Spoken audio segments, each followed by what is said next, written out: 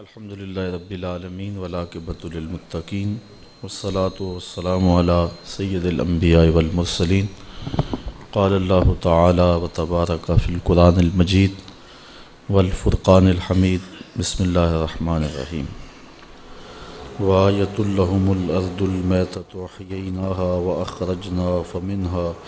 وأخرجنا منها حبا فمنه یأکلون وجعلنا فيها جنات من نخيل وعناب وفجرنا فيها من العيون ليأكلوا من ثمره وما عملته أيديهم أفلا يشكرون صدق الله مولانا العظيم وصدق رسوله النبي الكريم الرؤوف الرحيم اللهم نور قلوبنا بالقرآن وزين أخلاقنا بالقرآن وادخلنا الجنة بالقرآن ونجنا من النار بالقرآن قال الله تعالى وتبارك في شان حبيبه مخبرا وآمرا إن الله وملائكته يصلون على النبي يا أيها الذين آمنوا صلوا عليه وسلموا تسليما الصلاة والسلام عليك يا رسول الله وعلى آلك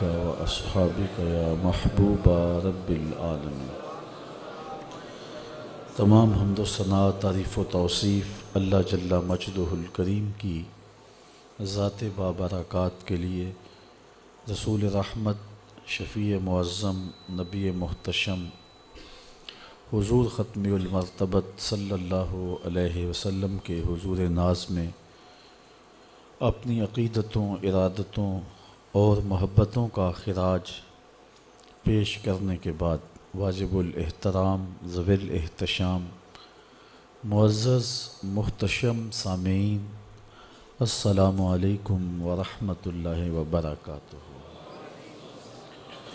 سورہ یاسین سے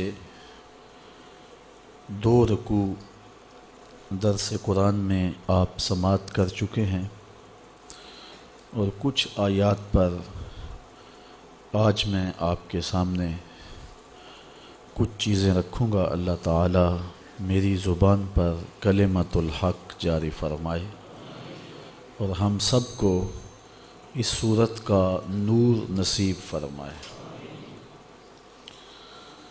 یہ صورت قرآن مجید کا قلب ہے، دل ہے، اور آقا کریم کی یہ آرزو تھی کہ میری امت کے ہر شخص کے دل میں سورہ یاسین ہو۔ اس لیے اس کے مضامین کو سمجھنا، ازبر کرنا، اس کی تلاوت راتوں کی تنہائیوں میں کرنا، دن کے اجالوں میں کرنا، ہماری دنیاوی اور اخروی نجات کی ضمانت ہے۔ یہاں اس رکوع میں اللہ تعالی جل شانہ نے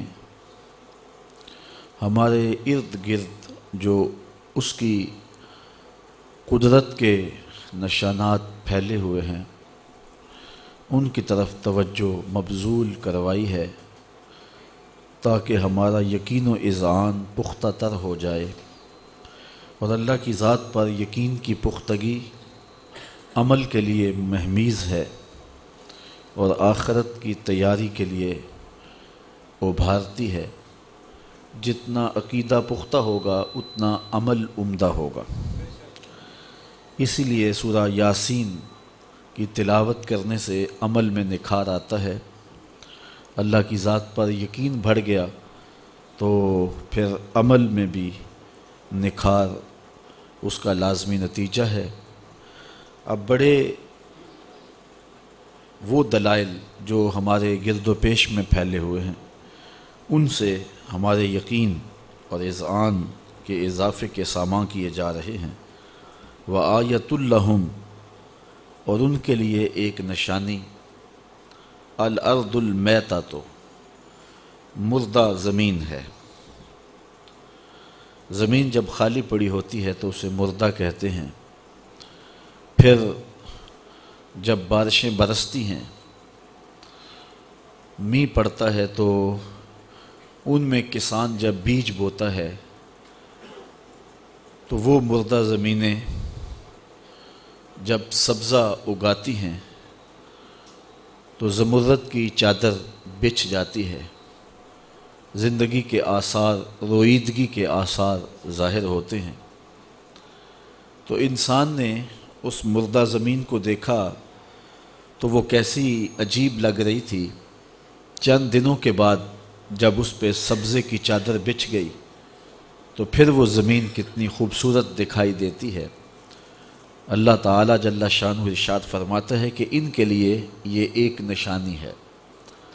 علماء کرام نے لکھا ہے کہ وَآیَةٌ، آیتن کے اوپر جو تنوین ہے یہ تفخیم کے لیے ہے، تو پھر اس کا مطلب یہ ہوا کہ ایک بہت بڑی نشانی مردہ زمین ہے، احییناہا، جس کو ہم نے زندہ کیا، وَأَخْرَجْنَا مِنْهَا حَبًّا، اور اس سے ہم نے اناج نکالا، فَمِنْهُ يَأْكُلُونَ، اور اسی سے تم کھاتے ہو، اسی سے یہ لوگ اناج لیتے ہیں، اناج کھاتے ہیں۔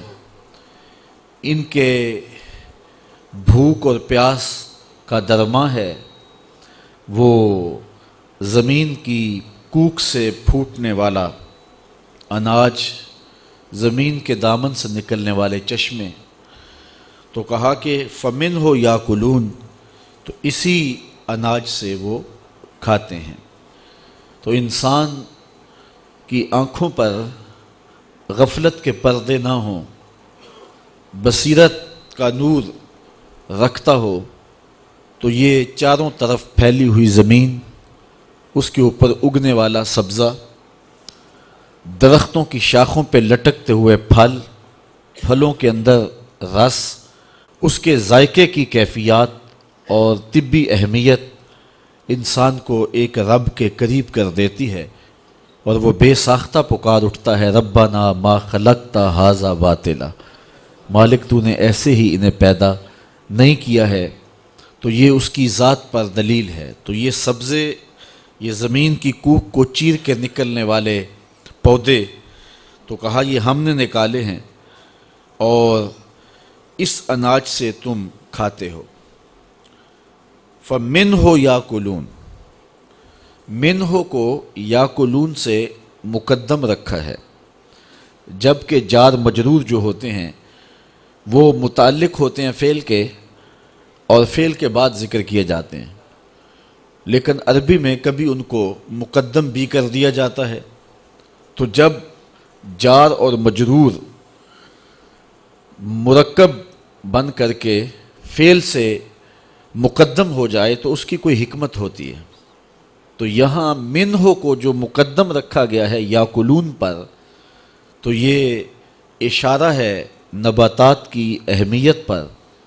دنیا کے مختلف گوشوں پر جو بنجر زمینیں پڑی ہوئی ہیں ان کو آباد کیا جائے، بالخصوص امت مسلمہ کے پاس اس وقت پوری دنیا کی 25% زرخیز زمینیں ہیں، اور معاشی بحران کا وہ قوم کبھی بھی شکار نہیں ہو سکتی جو نباتات کی اہمیت کو سمجھ لیتی ہے اور زمینوں کو یوں ہی خالی اور بنجر نہیں رہنے دیتی۔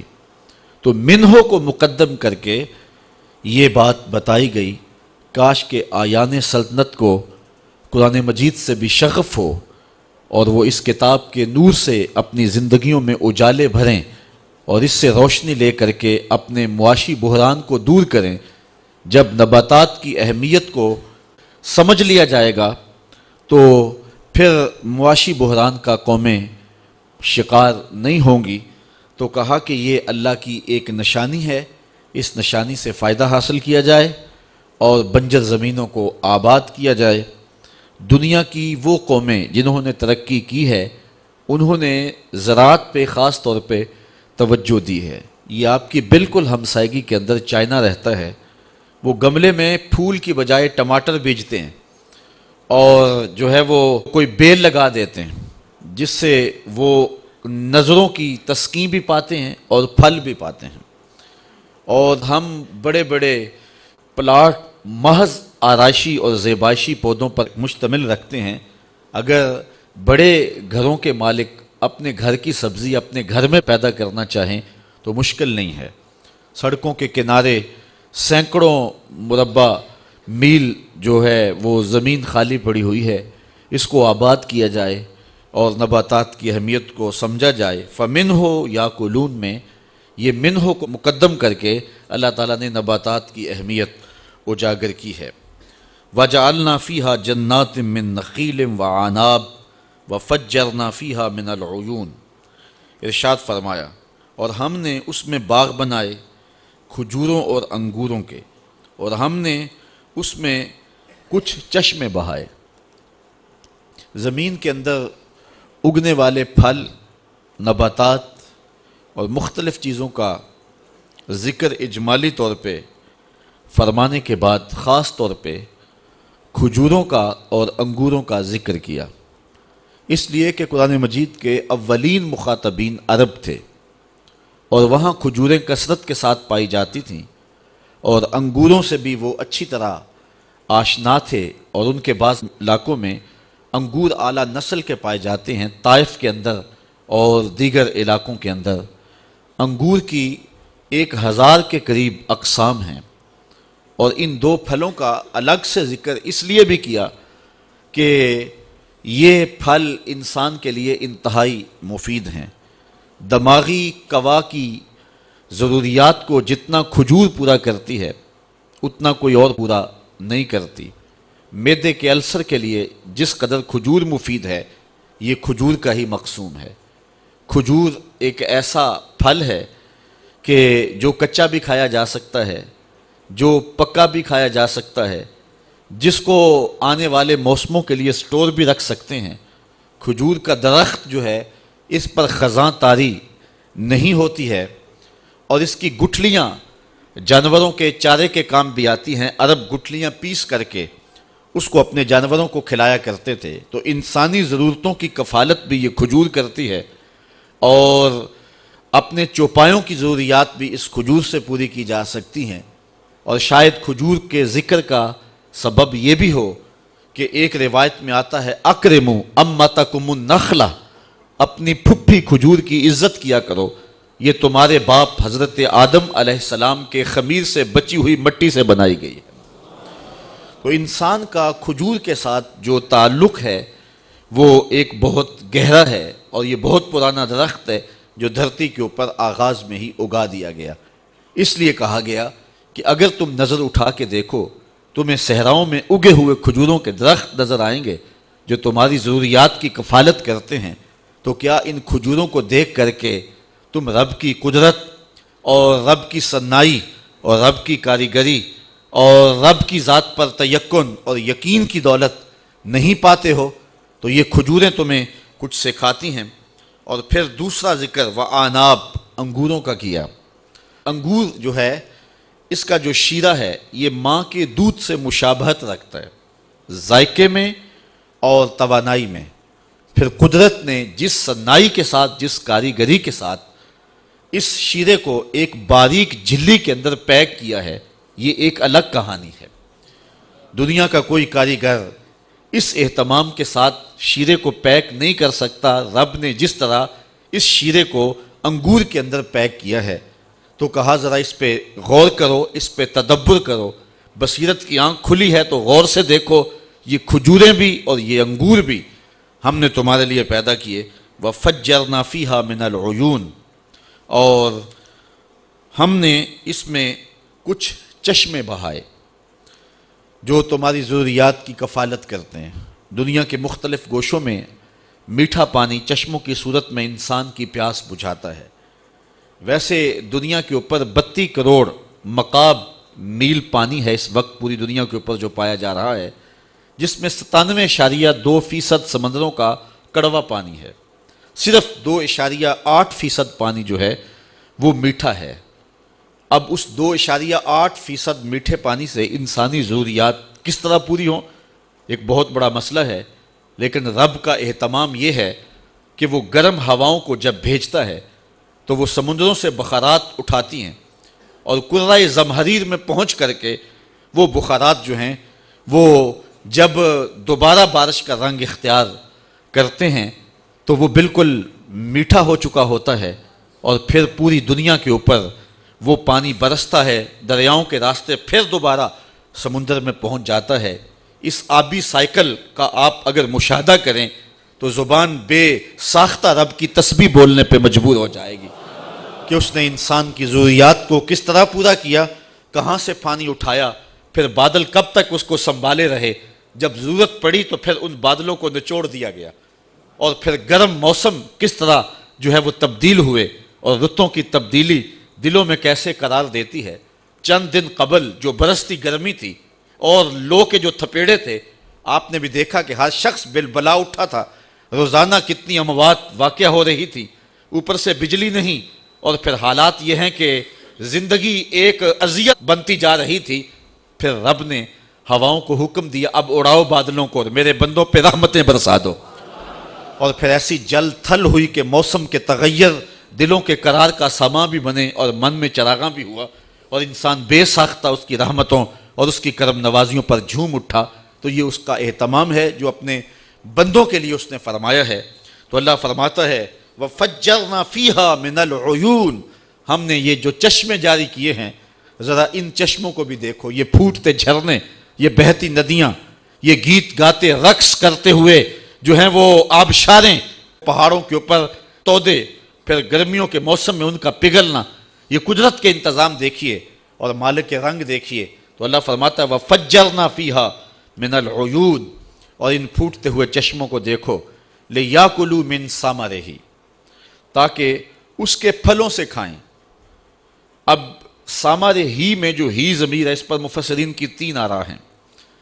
ایک رائے یہ ہے کہ ضمیر راجع ہے ذات باری کی طرف، کہ اللہ تعالیٰ کے دیے ہوئے پھلوں سے کھاؤ، اور دوسرا مفہوم یہ ہے کہ لِيَأْكُلُوا مِن ثَمَرِهِ، یہ ہی کی ضمیر راجع ہے نخیل اور آناب کی طرف، کہ کھجور کے پھلوں سے کھاؤ۔ اور تیسری رائے مفسرین کی یہ ہے کہ ثمرہ ہی کی جو ضمیر ہے یہ راجع ہے عیون کی طرف، کہ جب چشمے بہتے ہیں اور پانی پھوٹتا ہے تو زندگی کے آثار پیدا ہوتے ہیں اور رویدگی پیدا ہوتی ہے۔ تو چونکہ پانی بنیاد ہے زندگی کی، اللہ تعالیٰ قرآن مجید میں ارشاد فرمایا وَجَعَلْنَا مِنَ الْمَاءِ كُلَّ شَيْءٍ حَيٍّ، ہم ہر زندہ کی زندگی کا دار و مدار پانی پہ رکھا ہے۔ انسان پانی کے بغیر نہیں جی سکتا، حیوانات پانی کے بغیر نہیں جی سکتے۔ اسی طرح آج سائنس کہتی ہے کہ یہ جو درخت ہیں، نباتات ہیں، یہ بھی زندگی رکھتے ہیں، گو حیوانات کی زندگی سے ان کی زندگی مختلف ہے، تو یہ بھی پانی کے بغیر جی نہیں سکتے، سوکھ جائیں گے۔ تو جتنے بھی زندہ ہیں ان کی زندگی کا دار و مدار پانی پر ہے۔ تو اگر قرآن مجید کی اس آیت کو سامنے رکھا جائے تو ثمرہ ہی میں جو ہی کی ضمیر ہے یہ عیون کی طرف لوٹائیں گے، اور مفسرین کی زیادہ تعداد اس سمت گئی ہے کہ ان پھوٹتے چشموں کا پھر فیض دیکھیے، اور اللہ کی کرم نوازیوں کے جمتے ہوئے رنگ دیکھیے، اور پھر کھجور کی صورت میں تمہارے اوپر اس نے جو پھل عطا کیے تو اس پھلوں کا فیضان دیکھیے کہ تم اس کو کھاتے ہو۔ تمہاری بھوک کا مٹنا اللہ کی ان کرم نوازیوں سے ہوتا ہے۔ وَمَا عَمِلَتْهُ أَيْدِيهِمْ، فرمایا یہ سب کچھ تمہارے ہاتھوں نے نہیں بنایا۔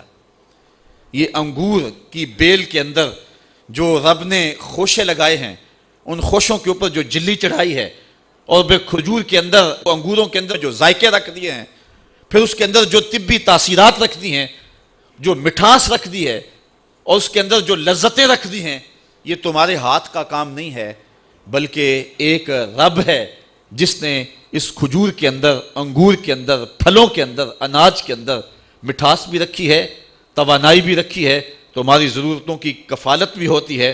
افلا یشکرون، کیا وہ شکر کیوں نہیں کرتے؟ جبکہ یہ ان کے ہاتھوں کی کرشمہ سازی نہیں ہے، یہ رب کی صنائی اور رب کی قدرت کے بکھرے ہوئے رنگ ہیں جو پوری دنیا کے اوپر دیکھے جا سکتے ہیں۔ تو یہ پھوٹتے چشمے، یہ بہتے ہوئے جھرنے، یہ جو ہے وہ نہریں، یہ نچڑتے ہوئے بادل، یہ ساون کا موسم، یہ پگھلتے ہوئے برف کے تودے، اور یہ قدرت نے جو پانی کے سلسلے رکھے ہیں جس سے زندگی نصیب ہوتی ہے۔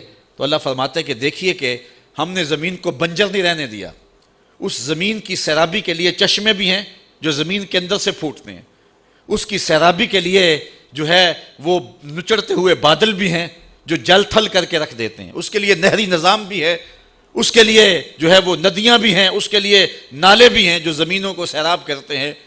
اس آیت کریمہ کے اس مفہوم کو اگر سامنے رکھیں تو ایک اور مفہوم بھی سمجھ میں آتا ہے، اور وہ یہ ہے کہ جب زمین کا حق ہے کہ وہ خالی نہ پڑی رہے، اس پہ برگ و بار آئے، اس پہ سبزہ آئے، اس پہ رویدگی آئے، جب رب زمین کو بھی مردہ نہیں رہنے دیتا تو وہ رب کیسے چاہے گا کہ دل بنجر رہیں؟ تو جو زمین کی زندگی کے لیے پانی اور چشمے اور زمین کی زندگی کے لیے نچڑتے بادل جس نے جو ہے وہ بنائے ہیں، اس نے دلوں کی زندگی کے لیے نبی بھی بھیجے ہیں، رسول بھی بھیجے ہیں، کتابیں بھی بھیجی ہیں اور مصلحین کو بھی بھیجا ہے تاکہ دلوں کی بستیاں غیر آباد نہ رہیں۔ جس طرح مردہ زمین پر بارش برسی تو رویدگی پیدا ہوئی، اس طرح اہل اللہ کی صحبت میں جانے والے دلوں کی زندگی پایا کرتے ہیں، اور نبیوں کے قرب میں رہنے والوں کے دلوں میں کبھی صداقت کے پھول کھلتے ہیں، کبھی عدالت کے پھول کھلتے ہیں، کبھی سخاوت کے پھول کھلتے ہیں، کبھی ولایت کے پھول کھلتے ہیں۔ تو یہ ساری کرشمہ سازیاں اس رب نے اپنے بندوں کے لیے فرمائی ہیں۔ افلا یشکرون، یہ لوگ اللہ کا شکر کیوں ادا نہیں کرتے ہیں؟ اصل نعمتوں کی بہتات بعض اوقات انسان کو غور نہیں کرنے دیتی، حالانکہ نعمتوں کی بہتات پر بندے کو زیادہ شکر گزار ہونا چاہیے۔ بھوک پیاس کاٹی ہو تو پھر نعمت ملے تو پھر اسے پتہ چلتا ہے۔ وہ ایک مقولہ ہے کہ قدر نعمت زوال نعمت کے بعد ہوتی ہے۔ تو چونکہ ہمیں یہ اتنا کچھ مراحل جو طے کر کے یہ سبزہ، یہ اناج، یہ پھل جو ہمارے تک پہنچتے ہیں، ہمیں کبھی اس کا احساس ہی نہیں ہوا۔ پلیٹ میں سجے ہوئے ہمارے سامنے آ جاتے ہیں تو ہم نے کبھی اس پہ تدبر ہی نہیں کیا کہ کتنے مراحل طے کیے تھے۔ ایک بزرگ تھے تو وہ کھانا کھانے بیٹھے تو روٹی ایک جانب سے تھوڑی سی جلی تھی، تو ایک شخص نے اس کو اٹھا کے ایک جانب پھینک دیا۔ تو وہ بزرگ فرمانے لگے، مخاطبہ کرے کہ اس شخص سے، کہ کسان سحری کے وقت اٹھا جب سارا زمانہ سویا ہوا تھا، اس نے ہل جوتے اور جا کے زمین کو پھاڑا، اور پھر 2-3 دن تک وہ زمین کو نرم کرتا رہا، پھر وہ بیج لے کر کے گیا، بیج ڈالا، پھر سہاگا چلایا، پھر اس کے بعد اس نے پانی دیا، اور وہ بھی بیل اس نے جو ہے وہ جوتے کنویں پہ، اور کنویں سے پانی نکالا اور زمین کو سیراب کیا۔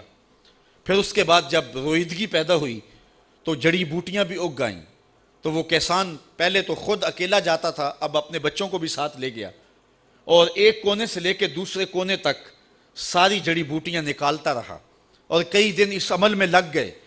پھر پانی دیتا رہا، رب بھی اہتمام فرماتا رہا، بارشیں بھی برستی رہیں۔ جب بارش نہیں آئی تو ضرورت پانی کی تھی تو اس نے پھر جو ہے وہ کنویں پر بیل جوتے اور پھر پانی دیا۔ پھر جو ہے وہ چاند جو تھا، اس کی چاندنی اس کے اوپر لگے ہوئے اناج کے اندر رس بھرتی رہی اور مٹھاس پیدا کرتی رہی، اور سورج اس کو پختہ کرتا رہا۔ پھر وہ گندم پک گئی تو شدت کی گرمی کے اندر جو ہے وہ کتنے لوگ آئے اور اس کو کاٹتے رہے، اور سخت دوپہر میں کاٹ کر کے انہوں نے اس کو باندھ دیا، اور پھر کچھ دنوں کے بعد اس کے خوشے الگ کیے، اور پھر خوشوں سے اناج الگ کیا اور بوسہ الگ کر دیا گیا۔ پھر اس اناج کو پھر پانی سے دھویا گیا، اور پھر ایک خاتون نے چکی سے اس کو پیسا اور آٹا بنایا، اور پھر کنویں سے جو ہے وہ گھر کا مالک جا کے پانی لے کر کے آیا، اس نے پانی ڈال کر کے اس آٹے کو گوندا۔ پھر وہ گھر کا مالک کہیں سے لکڑیاں لے کے آیا کاٹ کر کے، اور اس نے چولہے میں رکھ کے آگ لگائی، پھر اس کے اوپر توا رکھا، اور پھر اس کے اوپر وہ گوندا ہوا آٹا، اس کا پیڑا بنایا، پھر اس کی روٹی بنائی، پھر اس کے اوپر ڈالا۔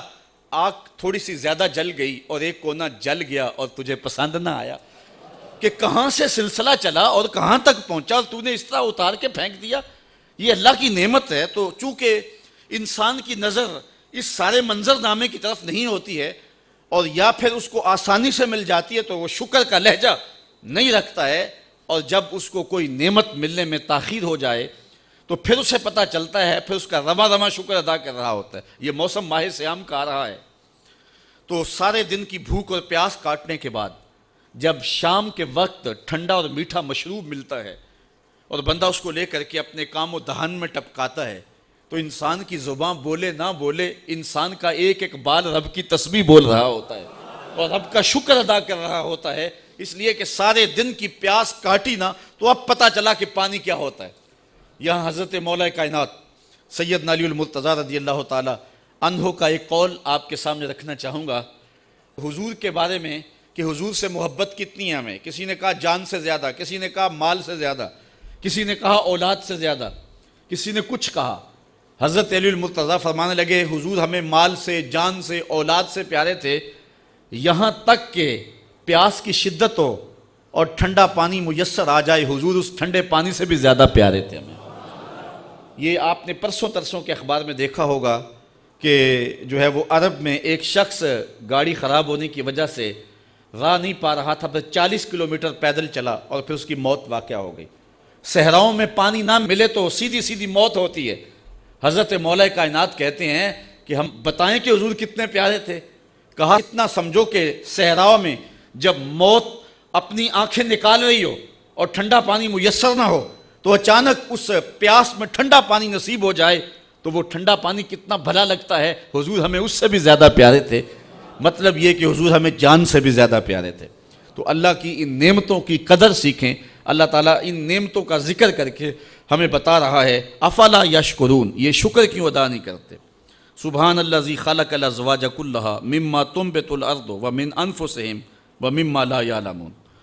پاکی ہے اس رب کو جس نے ہر چیز کے جوڑے بنائے، ان چیزوں کے مما تنبت الارض جو زمین اگاتی ہے، ومن انفسہم مخاطبین سے کہا، قرآن مجید کی تلاوت کرنے والوں سے، لوگوں سے، کہ ان کے اندر بھی جوڑے ہیں، انسانوں کے اندر بھی، حیوانات کے اندر بھی. وَمِمَّا لَا يَعْلَمُونَ، اور ان چیزوں میں بھی جوڑے ہیں جن کی انہیں خبر ابھی نہیں ہے. ان میں بھی جو ہے وہ جوڑے ہیں جن کی خبر انہیں نہیں ہے. تو یہ اللہ تعالیٰ نے نباتات میں بھی، حیوانات میں بھی اور ساری چیزوں کے اندر جوڑے بنائے ہیں. انسان کا فہم، انسان کی عقل وہاں تک پہنچ نہیں پائی، لیکن جوڑے وہاں بھی ہیں. انسان میں تو جوڑے ہیں ہی ہیں. نباتات بھی بغیر نر کے پھل نہیں دیتے. یہ کھجوروں کے باغوں میں اور آم کے پیڑ جہاں ہوتے ہیں تو ان باغوں کے اندر ان کو ساتھ نر بھی لگانا پڑتا ہے، کیونکہ اگر نر نہیں دیں گے تو پھل کچا جھڑ جائے گا، پکا نہیں ہوگا. یہ ہمارے ہاں چونکہ یہ کھجور کا علاقہ نہیں ہے، کہیں اکیلی کھجور ہو تو کبھی اس پہ پھل نہیں آپ نے آتا دیکھا ہوگا، اس لیے کہ اس کے ساتھ نر نہیں ہے. یا وہ نر ہوگا تو پھل آئے گا نہیں، اگر وہ مادہ ہے تو اس کا ساتھ نر نہیں ہے. تو جہاں کھجوریں اگائی جاتی ہیں، جہاں ان کے باغات ہوتے ہیں تو وہاں نر بھی دیے جاتے ہیں. پھر ہوائیں نر کھجوروں سے مادہ تولید کو لے کر کے مادہ کے اوپر پھینکتی ہیں اور اس طرح وہ بارآور ہوتی ہیں اور پھر پھل ہوتا ہے. تو جن کو نر کم ملتا ہے، جن کھجوروں کو نر کم ملے تو ان کے اندر گٹھلی بھی پیدا نہیں ہوتی ہے. تو یہ اللہ تعالیٰ جل شانہ نے ایک نظام رکھا ہوا ہے کہ جانوروں کے اندر بھی جوڑے اور انسانوں کے اندر بھی جوڑے اور درختوں کے اندر بھی جوڑے. اور پھر فرمایا وَمِمَّا لَا يَعْلَمُونَ، اور بھی ایسی چیزیں ہیں جن کو یہ جانتے نہیں ہیں، جوڑے ان میں بھی ہیں. میں کہتا ہوں اگر اس بلب کو، اس پنکھے کو ایک مثبت اور ایک منفی، ایک ٹھنڈی اور گرم تار نہ دیں، یہ جوڑا اگر یہ نہ ہو تو یہ بھی روشن نہ ہو سکے. تو بہت ساری ایسی چیزیں ہیں کہ جن پہ ہم تدبر کریں تو یہ ضابطہ کار فرما ہے جو رب نے دیا ہے. اور اس جوڑے سے ہی کائنات کے اندر حسن اور رنگ اور بہار ہے. عورت کا حسن کس کام اگر مرد کی فتوت نہ ہو، اور مرد کی فتوت کس کام اگر عورت کا خمار نظر نہ ہو. تو رب نے جو ہے وہ یہ جو جوڑوں کا سلسلہ رکھا ہے یہ ایک حسن اور ایک لطافت پیدا کرنے کے لیے رکھا ہے. تو کہا اس پہ غور کریں. سبحان الذی خلق الازواج کلھا، جس نے ہر شے کے جوڑے بنائے. مما تنبت الارض، جو زمین اگاتی ہے، ومن انفسہم، ان کی اپنے آپ سے، ومما لا یعلمون، اور ان چیزوں سے جن کو انہیں خبر نہیں، جن کو جانتے نہیں. وآیۃ لہم اللیل، ان کے لیے ایک نشانی، بڑی نشانی رات ہے. نسلخ منہ النہار، جس سے ہم دن کو کھینچ لیتے ہیں. فاذا ھم مظلمون، تو پھر وہ اندھیرے میں چلے جاتے ہیں. اصل اندھیرا ہے تو روشنی دن کی صورت میں نمودار ہوتی ہے. سورج کی کرنیں اندھیرے کو دھکیل دیتی ہیں. بعض یہ بھی کہتے ہیں کہ زمین میں مقناطیسی سلاخیں ہیں جو روشنی کو جذب کرتی ہیں اور اندھیرا سمٹتا ہے.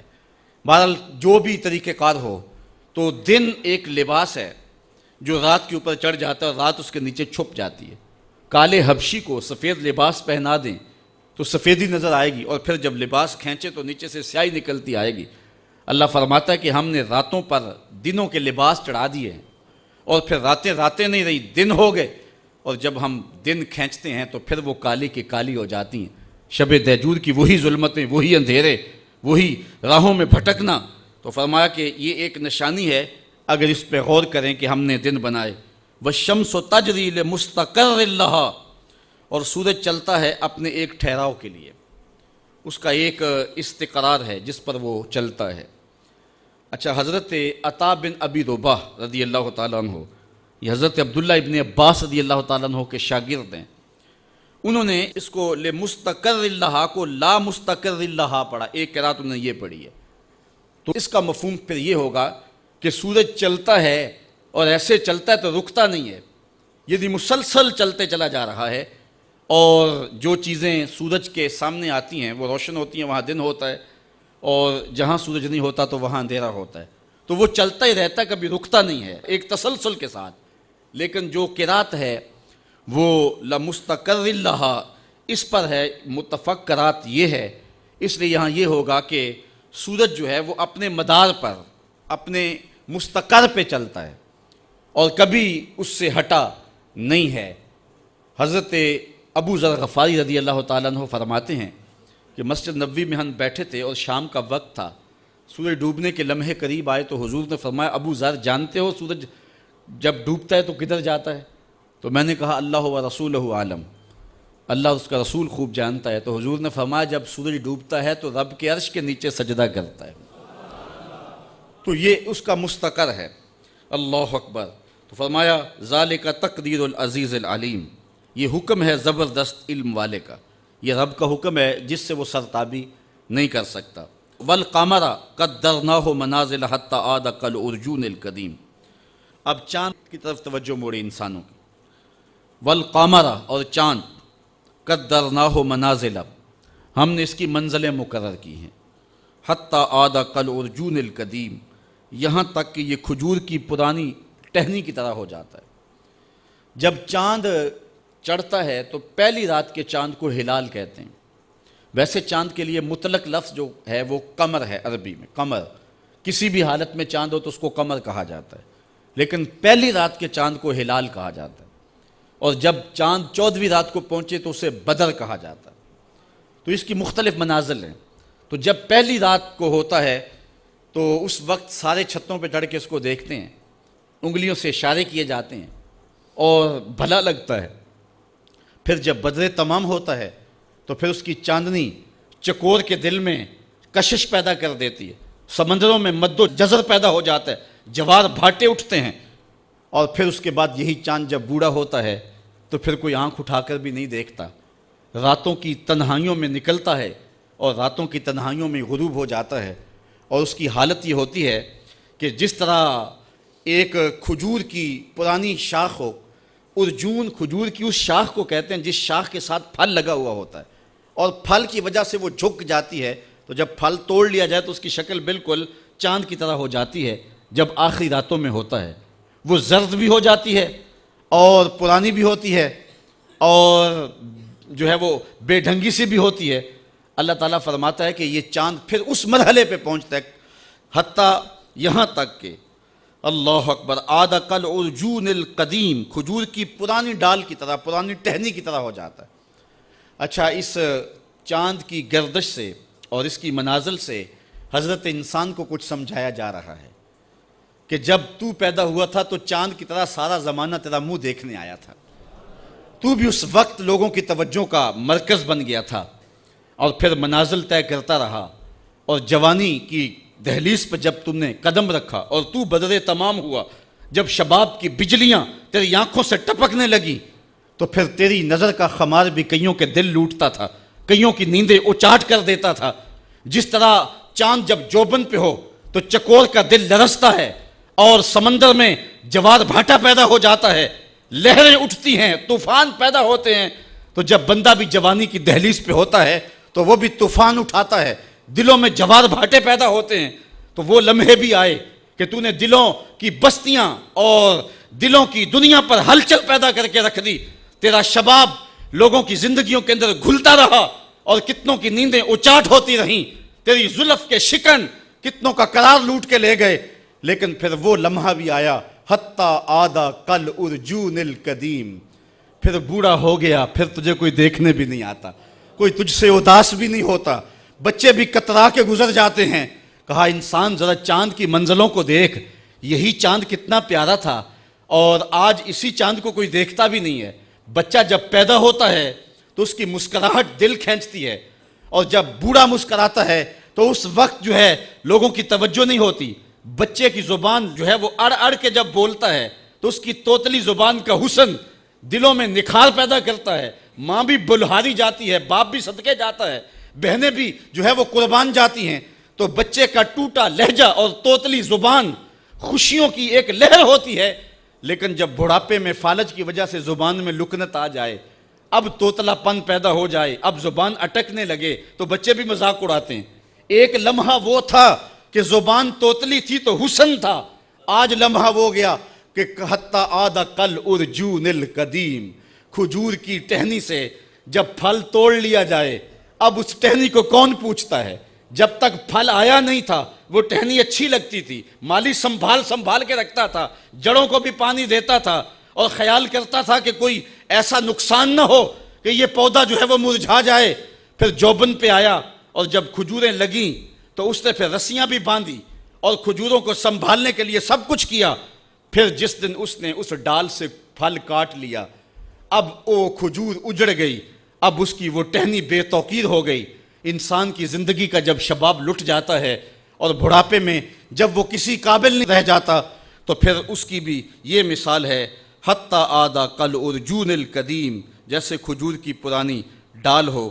للشمس ینبغی لہا ان تدرک القمر ولا اللیل سابق النہار، سورج کو یہ حق نہیں پہنچتا کہ وہ چاند کو پکڑ لے، ولا اللیل سابق النہار، اور رات دن پر سبقت لے جائے، یہ بھی اس کو حق نہیں پہنچتا۔ کبھی ایسا نہیں ہوا کہ ابھی رات کا کچھ حصہ رہتا ہو تو دن آ گیا ہو، یہ کبھی ایسا نہیں ہوا کہ ابھی دن کا کچھ حصہ رہتا ہو تو رات پڑ گئی ہو، عصر کے وقت ہی سورج ڈوب گیا ہو، کبھی ایسا نہیں ہوا۔ وہ اپنے مدار سے نہیں ہٹتا، وہ اپنے مدار سے نہیں ہٹتا۔ جو دن کا وقت ہے وہ متعین ہے، اور جو رات کا وقت ہے وہ متعین ہے، اور اس طرح سورج اور چاند ایک دوسرے کو پکڑتے نہیں ہیں۔ وَكُلًّا فِي فَلَكٍ يَسْبَحُونَ، اور یہ سارے کے سارے جو ہے وہ آسمان میں تیر رہے ہیں، اپنے اپنے مدار میں ایک گھیرے میں تیر رہے ہیں۔ تو معلوم ہوا کہ زمین بھی نہیں گھومتی، آسمان بھی نہیں گھومتا۔ پہلے نظریہ تھا آسمان گھومتا ہے، پرانے فلاسفہ کا، سائنسدانوں کا یہ نظریہ تھا۔ اب نظریہ یہ ہے زمین گھومتی ہے، اور جو ہے وہ سورج چاند ستارے یہ جڑے ہوئے نگینے کی طرح آسمان میں، تو جو حصہ سامنے آ گیا وہ روشن ہو گیا۔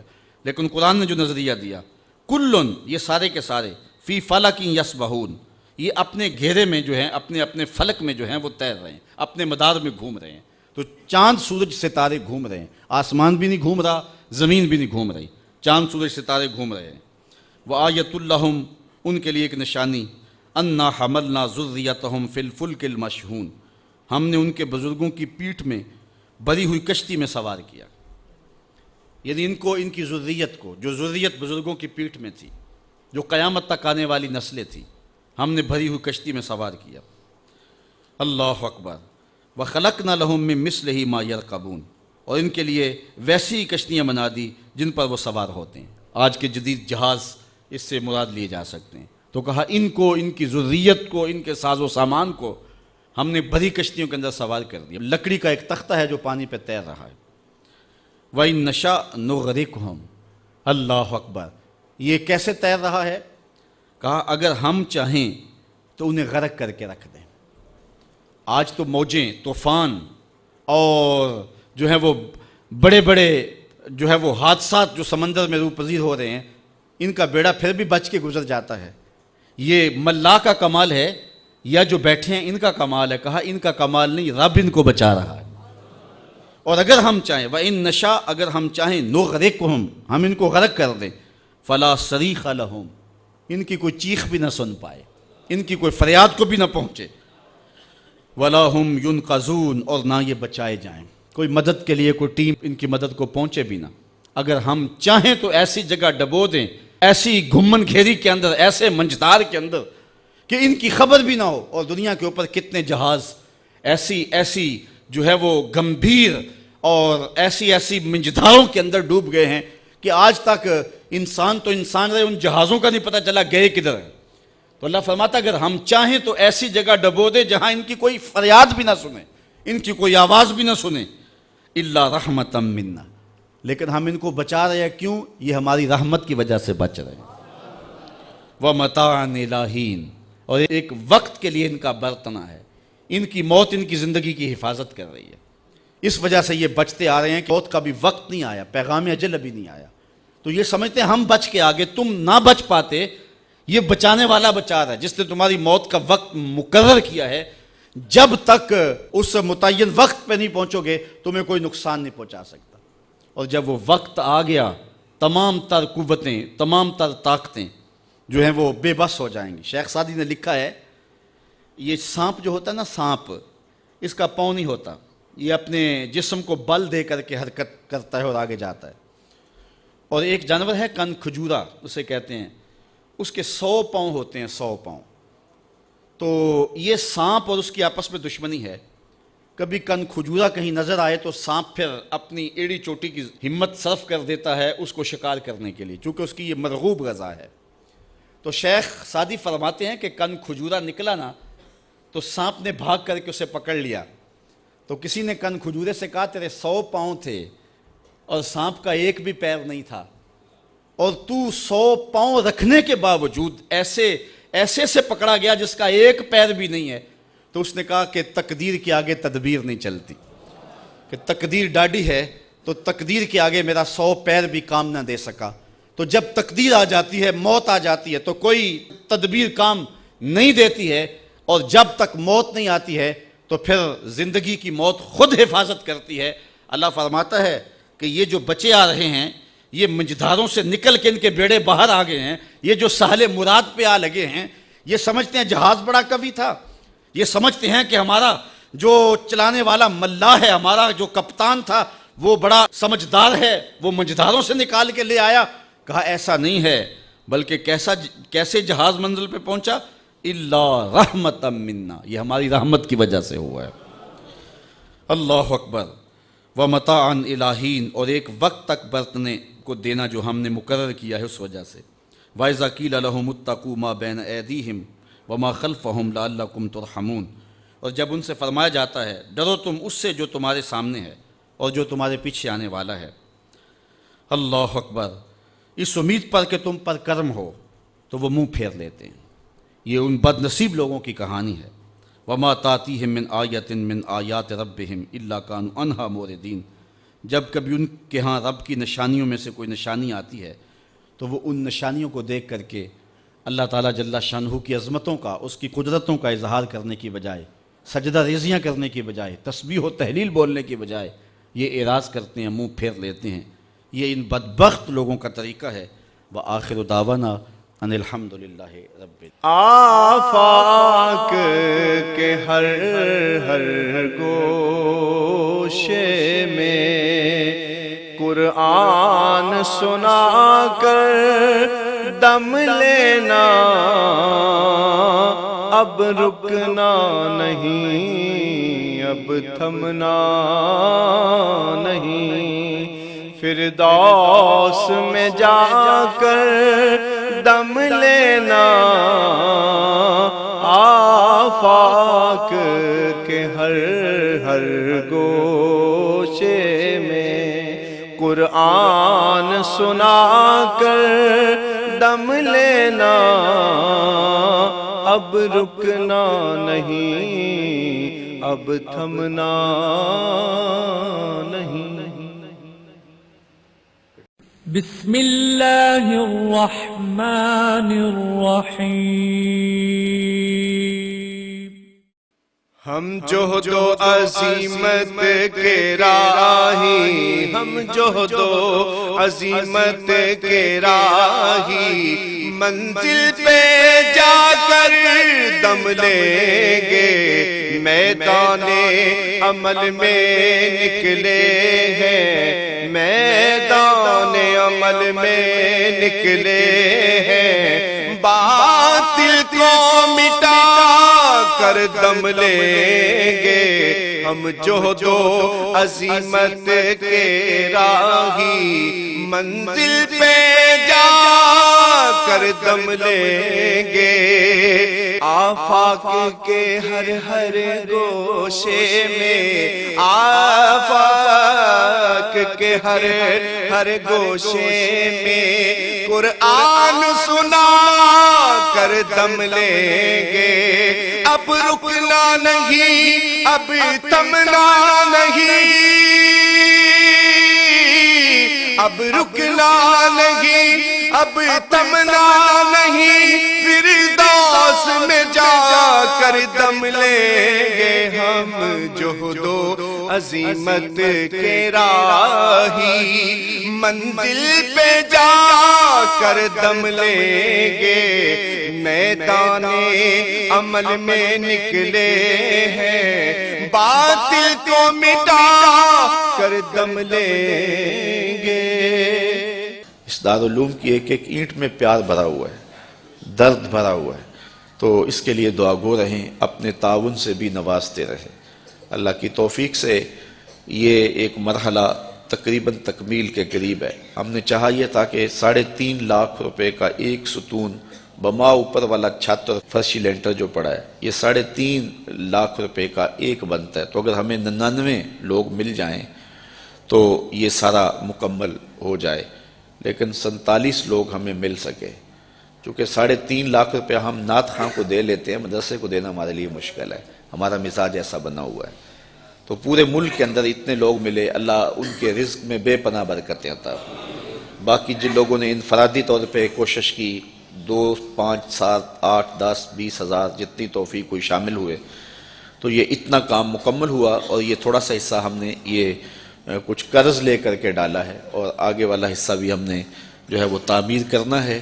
جب اوپر والی چھت کا مرحلہ پہنچے گا تو ایک ستون بما چھت کے صرف 2 لاکھ روپے تک جو ہے وہ ممکن ہوگا۔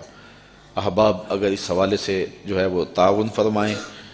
جامعۃ المصطفیٰ کے جو ماہانہ اخراجات ہیں اس سلسلے کے اندر باہر سے معاونت فارم اگر وصول کر لیں، ایک بچے کا اوسط خرچہ تقریباً 1200 سے 1500 روپے تک ہے۔